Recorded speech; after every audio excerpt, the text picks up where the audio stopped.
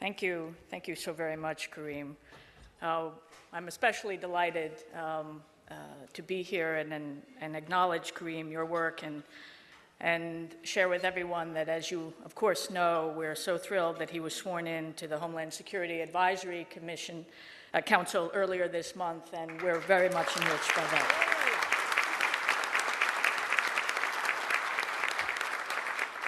And Congresswoman Okar, of course, thank you very much for all the work that you have done on behalf of this organization and on behalf of this country.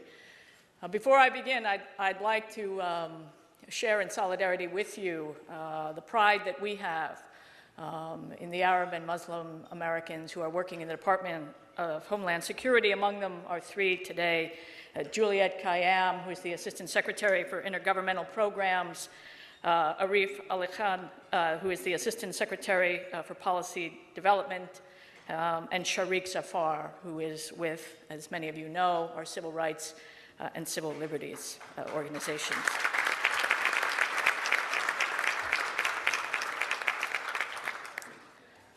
I want to underscore that I'm aware of how difficult it is to follow the remarks that the President gave in Cairo recently. He set the tone and the direction and the intent of this administration in turning a new page, in starting a new chapter in our relationship, one that's built on mutual respect, mutual regard, a commitment to listen and learn from each other. And my listening and learning from your community began when I was 10 years old and met one of my very best friends to this day, Andrea Allen, whose grandparents were from Lebanon. My grandparents came from Eastern Europe, and we were inseparable for most of our youth. She would come to my house and eat holubchi and kapusta and pirohe, and I would go to her house and eat kibbeh and tabbouleh and tahini. We were just a couple all-American kids from Jersey hanging out. We thought nothing of it. Her grandfather was an extraordinary figure in my young life. We called him Jiddi. He was a large, imposing man with a brow and a very quick wit, very decisive opinions, and was formidable force, particularly when you're 10 years old. But what I thought I would do this morning is talk to you about the approach we're taking to Homeland Security and touch on issues that are most salient to you. I have a 4.5-year-old. Let freedom sing.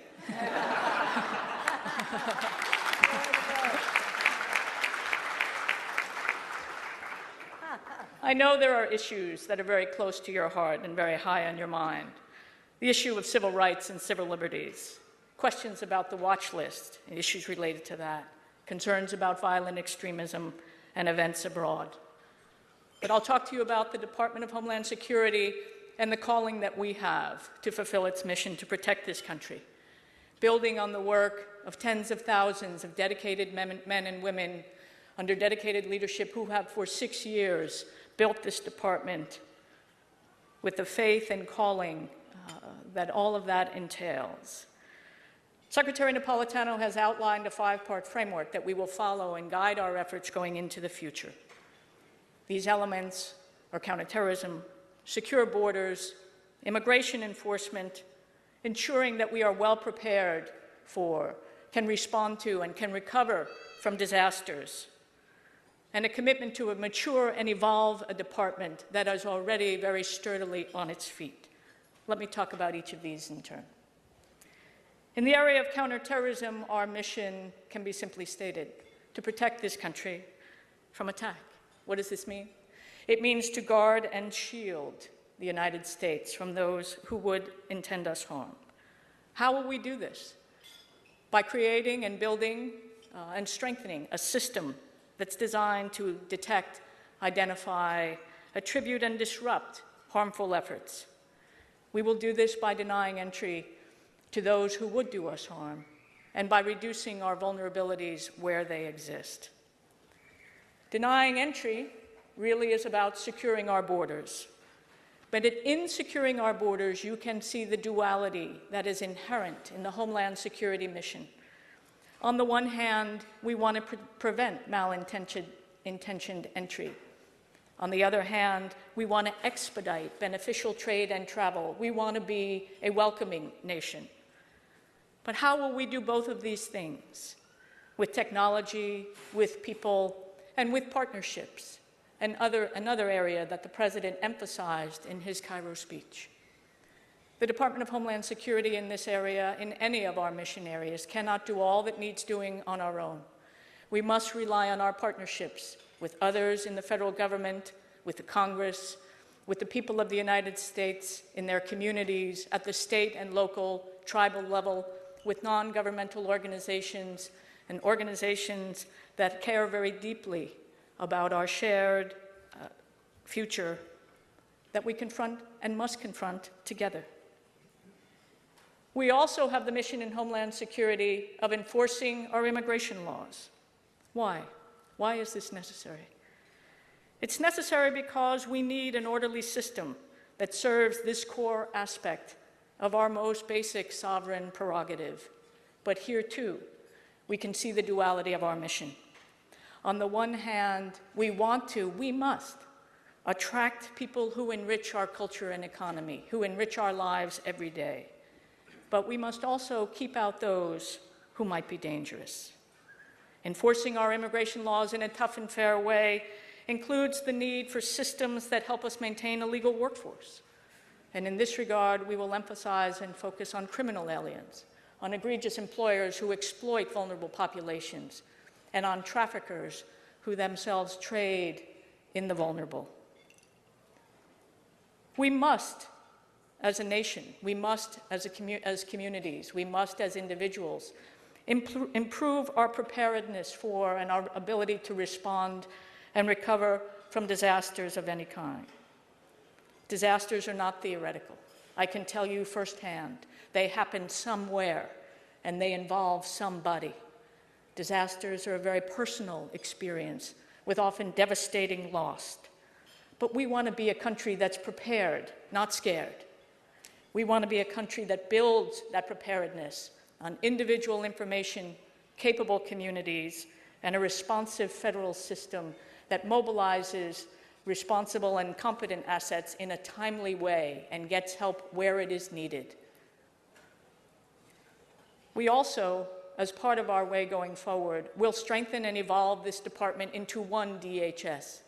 Many of you know that the department was created from 22 agencies, each with rich legacies and cultures of their own. We are bringing them together in the purpose of preparedness and response for all the shared risks that we may face.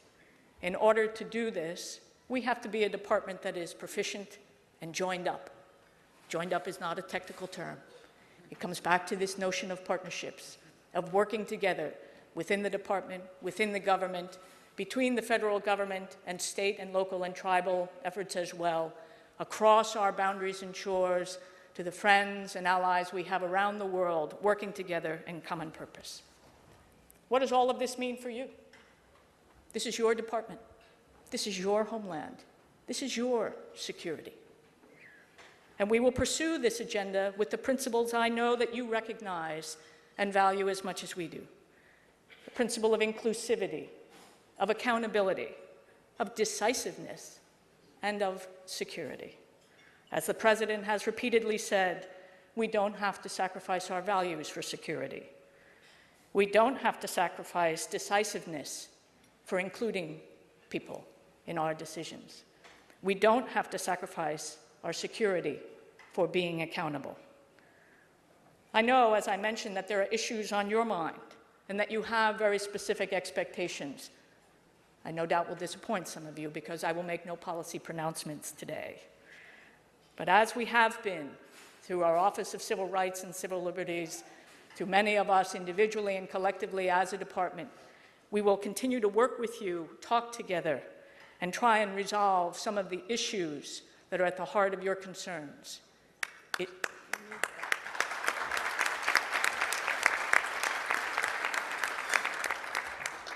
We will work to reduce the watch list misidentifications and improve the experience everyone has when traveling.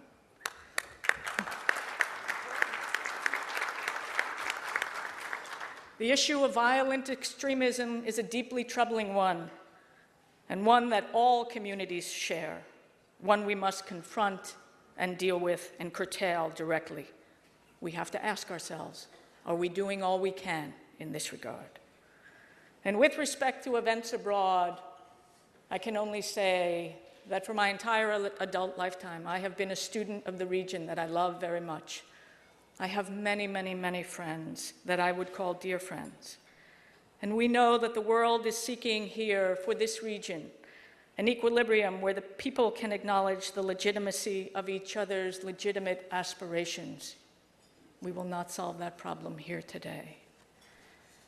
But at the heart of your concerns, perhaps, are simple desires to enjoy the same security, well-being, and justice that every American enjoys.